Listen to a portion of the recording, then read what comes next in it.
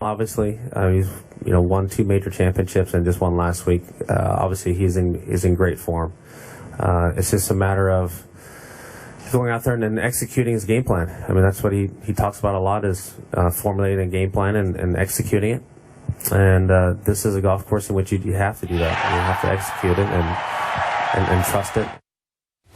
All right, so Spieth could make history, Stephen A., but is it still a bigger story if Tiger wins over Spieth? To me, this is straight out. I'm not going to blame you, Molly. Oh, please don't blame me. I didn't do anything I'm not going to hold you accountable. Too. This is all Skip Bayless. You can just see it, just sneaky self just throwing in one of these questions because, oh, my Lord, he knows how I am.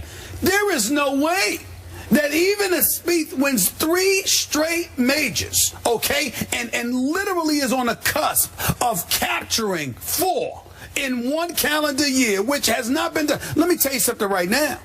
It still doesn't compare to if Tiger Woods wins this.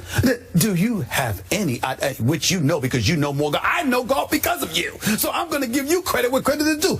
Do you have any idea? Do I need to remind you? Has amnesia kicked in and convoluted your brain and you have forgotten how god-awful Tiger Woods has been? I mean, he looks like straight garbage. I mean, Tiger Woods hasn't won a tournament since 2013, hasn't won a major since the U.S. Open in 2008. I mean, just as recently as weeks ago, Skip, he dropped to 241st in the world. 241 in the world, okay, and didn't have a top 10 finish around the world over the last 18 months. His swing is bad. His back is even worse. The Lord knows we got knee injuries, leg issues. He clearly has emotional issues. I don't know whether he needs to see a psychologist privately or does he need to go on national TV with Dr. Phil and hash out his issues. Whatever the case may be, everywhere you turn, Tiger Woods got problems. He's got problems with his swing. He can't keep a coach. He's on his 4th coach. I'm hearing he's about to let Como go and get rid of him, which will make a 5th coach. The swing ain't consistent. The clubs ain't consistent. His health is unreliable. Emotionally, he's warped. And oh, by the way, he's sitting there, and the most profound thing he has said is, I don't have a double ARP card. I'm not retiring. I'm still there. I'm near. I'm right there. Right where? Right where? St. Andrews, you're on the course. We know you're there because we saw footage of you being there. But in terms of your game, it's been going for quite a long time. And then all of a sudden, Tiger Woods comes out of nowhere and wins? And wins the British Open? Oh, my goodness. There's nothing that Spieth can do, even at age 21, even if he wins 3 straight, which would be, what, his first time since Ben Hogan in 1953, I think? Okay? I mean, even if he does that, the bigger story is clearly Tiger. Because like easily? Easily. Because I'm not, let me correct. I'm not saying it in terms of golf. You being a avid golfer, golf lover the way that you are. For golf aficionados, sure. I'm talking about in terms of a story, headlines, paparazzi type stuff. You know what I'm saying? Everything from the New York Daily News to the Washington Post to the National Enquirer. I'm talking about everything. I'm talking about headline material. It's really, Tiger would clearly be a big story. To golf aficionados, it would be Spieth. But beyond transcending the sport, oh, please. It's not even in the same ballpark as all Tiger. Easily. That's definitely a question out of your ballpark. Because to me, it ain't even a question. Not even a question. I cannot tell you how much your answer offends me as a golf fanatic. I cannot tell you how your perspective on the sport I love drives me up the trees I usually hit when I play.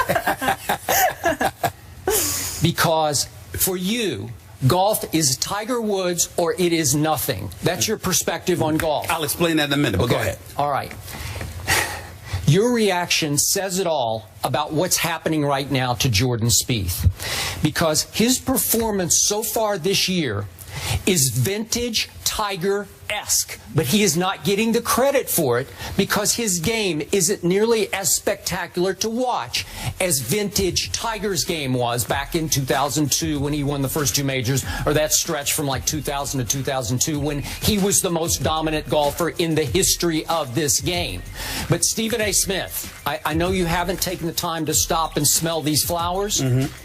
What Jordan Spieth has done in his first 18 starts of this year is right there with any great streak in all of Tiger Woods' career. Because in Jordan Spieth's first 18 starts this year, he's won 4 times. He's come in second 3 times. He even came in third once. And he won the first 2 majors, and he is now favored, thanks in part to no Rory McIlroy and the British, he is favored to win the 3rd leg of the Grand Slam, as you point out, for the first time since the great Ben Hogan did it in 1953, 62 years ago. And Jordan Spieth, as Molly pointed out to start this off, is 21 years of age. But Tiger Woods' game was captivating. It was scintillating. He was a thunderstorm waiting to happen on the golf course. He was can't take your eyes off riveting. And all I ever hear about Jordan Spieth at age 21, the standard line is, oh, he doesn't do anything great. He just does everything very well. Even though I think he's a great putter, because Tiger Woods in his heyday was the best putter, one of the greatest putters ever. And right now, so is Jordan Spieth for the first 18 starts of the year. I think Jordan Spieth's poise under pressure is great. I'm going to go out on the limb. It's already starting to look all-time great to me, but we need a little more proof there. Right. But because he's not Tiger Woods, and he's not captivating, even though I got to say, the TV ratings for that John Deere and the playoff that he won last weekend, they were pretty good. I think he is starting to move the meter. Will he ever move it the way Tiger did? No, because there's nothing startling about his game. He doesn't hit it off the planet. He did hole out his second shot. I'm sorry, his 3rd shot on 17 the other day for an eagle. I think he is a dead-eye mid-iron player. Right. So these things. See, you're like, next. You know, show me what else, right? Allow me to help you out, because you know, you do get a bit emotional about your golf, and I totally understand. You make me emotional. I totally understand, and I appreciate where you're coming from, Skip Bayless. That was the emotional one. But again, we're speaking factually here, and factually speaking, the question wasn't about Spieth's game. The question was about what's the bigger story. So allow me to enlighten you. Our researcher extraordinaire provides me with this information. Woods' Masters Sunday victory in 1997, I believe that was age 21, if I remember correctly. You know what the rating was, Skip Bayless? 14.1 TV rating. Did you know that? I don't know. I think you did, because you know all of this stuff. Well, second best, as you well know, it was a sociological breakthrough. First black man to win at Augusta. Hey, again, I'm going back. Bigger story, not game. See, you talking about the game. The question that Molly so adroitly asked was, the story. The story is about what's most compelling, what galvanizes folks, what generates ratings. My question. You understand what I'm saying? What she asked it beautifully. She asked it. You just tricked her into asking it. I'm just breaking it down to you. I just love this homework right here. The second best rating, Skip, was Woods' 2001 victory at Augusta National. That was a 13.3. Now let's go to Spieth, okay? Won his first Masters in April. What was that number, Skip Bayless? 8.8. You see the difference? It's like 6 full points. So now, what do we get to?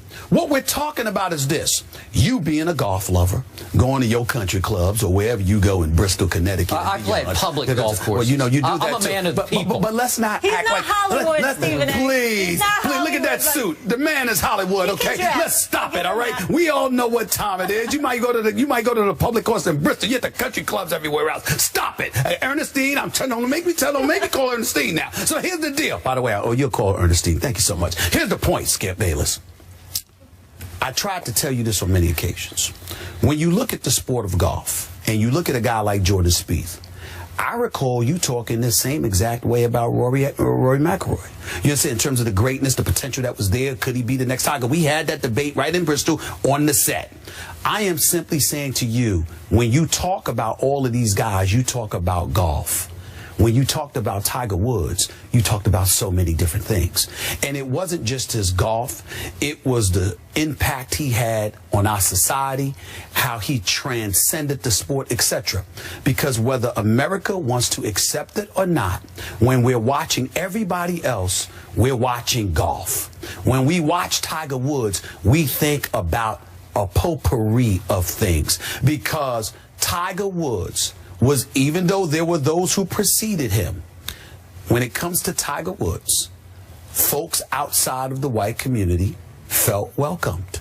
When it's without Tiger Woods and we're watching golf, a lot of folks, unless you're a golf aficionado, you don't necessarily feel invited. I'm not blaming anybody for that. I'm not saying it's a negative. I'm saying it is a reality.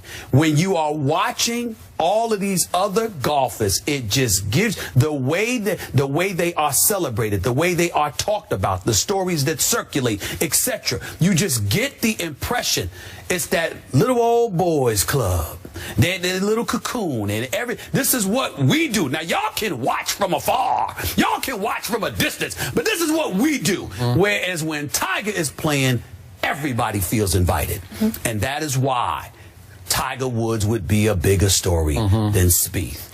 Period. Okay. You forced me to point out again, there's a litany of professional black golfers who came before Tiger. I told you. Who were all very good, and I don't have time to list them all, but I've done it for you before. I mentioned that because you told me that. And I'm going to say this again. Maybe my perspective is warped because I grew up on a public course that I just got to play back in my hometown of Oklahoma City called Lincoln Park, Lincoln East and Lincoln West. And a whole lot of black people played on that golf course when I was growing up in the 1960s. And I went back and I saw a whole lot more black people who still play there. So I always thought everybody plays this game. That's my perspective. Your perspective is always to look at golf through the black perspective, and I try to look at golf just from a golf perspective. Is that fair? That's totally fair. But what I'm saying to you is that if you're growing up in the inner city community and you're not exposed to those kind of things, and a plethora of our society is pretty much from the streets, whether it's white, black, Hispanic, or whatever the case may be. Everyone doesn't live in affluence. As much as we talk about America being a great, great nation, when you talk about, millions upon millions of people being unemployed, underemployed, etc., what you are really recognizing is the fact that there are a lot of people in our society that don't have access to what you had access to when you were growing up. So if you're talking about folks who love the game of golf, golf aficionados, etc., of course Spieth is the story. But when you talk about society in general, people who never watched golf, never gave a damn about golf, never felt that golf was inclusionary enough, etc., somehow, some way they watched Tiger, and the ratings show it, which makes him a bigger story than Spieth. Because he's been so god-awful, he's been so pathetic as a golfer, that if you saw him rise from the ashes, it would be the biggest story in golf by far. Spieth wouldn't even be close. Okay, so if Jordan Spieth wins on Sunday, Stephen A. Smith will yawn. No. I'll be like this. Nice job. Nice job. Nice job. Very, very. That's great, it. Great performance. Great performance. Great performance. Nice job. But I guarantee you this. Will you do a golf clap or a golf clap? Let me put it to you this way. I guarantee you that if Jordan Spieth wins, we come in Monday on First Take, and we do probably the first block. But if Tiger won, it'd be 3 different segments in the show. Okay. And Skip knows it because he suggested it'd be 3 different segments in the show. Sad but true. There we go. Spieth, the true golf story, Tiger, the mainstream story there. Another mainstream story that never seems to go away. Pete Rose, should he be in baseball? The Reds will honor Charlie Hustle during the All-Star festivities tonight, but should the controversial Pete Rose get the ultimate honor, the Hall of Fame? We'll break that down next. Keep it here.